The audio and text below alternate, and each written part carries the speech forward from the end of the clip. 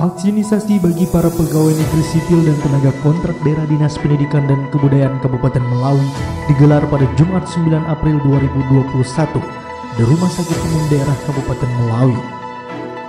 Tujuan dari Dinas Pendidikan dan Kebudayaan melakukan vaksinisasi sebagai upaya untuk menciptakan kekebalan imunitas atau herd immunity, sehingga dengan jumlah yang memadai akan tercipta herd immunity sekaligus melindungi kelompok-kelompok yang tidak dapat divaksinisasi, terkhususnya lingkungan Dinas Pendidikan dan Kebudayaan. Sebelum disuntik, petugas melakukan screening dengan melakukan pendataan dan pengecekan kesehatan. Setelah dianggap memenuhi syarat, peserta kemudian disuntik dan dilakukan observasi selama 30 menit usai divaksin. Apabila ada gejala yang dirasakan setelah vaksin, dokter yang bertugas siap menangani peserta tersebut. Menurut keterangan Sekretaris Dinas Pendidikan dan Kebudayaan Bujang Esos, merasa lega usai disuntik vaksin. Selain itu, beliau juga menghimbau kepada seluruh pegawai di lingkungan Dinas Pendidikan dan Kebudayaan untuk melakukan vaksinisasi sehingga dalam melakukan pelayanan sudah tidak merasa khawatir dan was-was terpapar virus COVID-19.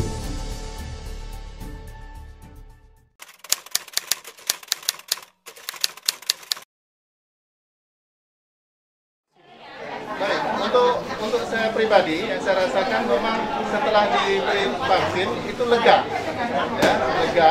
Ya, kita merasa untuk pribadi kita juga merasa lega.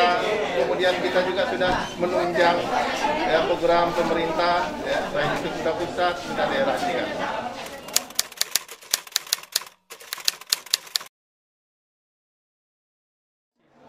Vaksinasi ini menurut saya perlu, ya, sangat perlu. Salah satunya memang kita untuk berusaha mencegah, yang kedua memang kita juga ingin Bapak Pudiono, vaksin ini bebas, bebas dari kita pribadi, bebas dari masyarakat, juga pemerintah.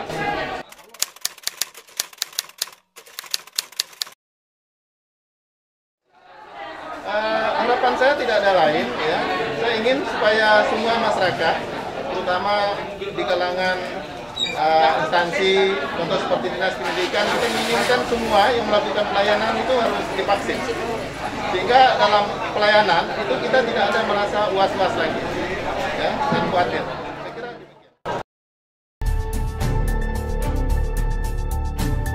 Tidak hanya itu, tim vaksinisasi Rumah Sakit Umum Daerah Melawi juga memberikan informasi terkait vaksinisasi.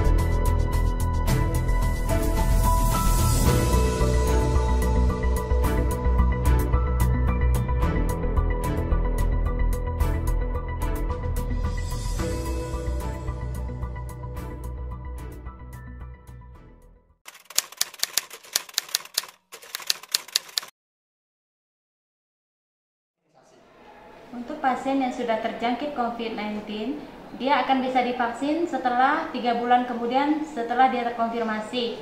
Jadi setelah 3 bulan dia boleh divaksinasi.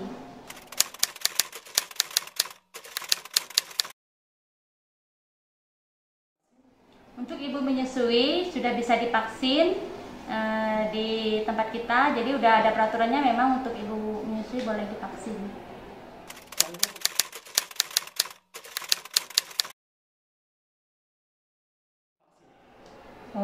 Untuk ibu hamil sampai saat ini belum ada regulasi yang menyatakan boleh divaksin, kecuali ya itu tadi. Kalau untuk ibu menyusui yang terakhir ini ada aturan baru bahwa ibu menyusui boleh divaksin.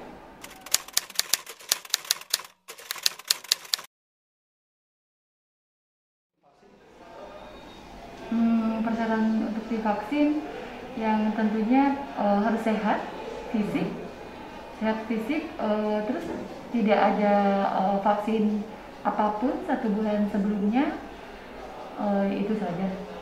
Yang pasti kita ada lembar screening, jadi ada 16 item screening. Setelah sudah masuk di screening, kita lolos dari pemeriksaan dokter kita, dinyatakan layak, berarti kita siap untuk divaksin.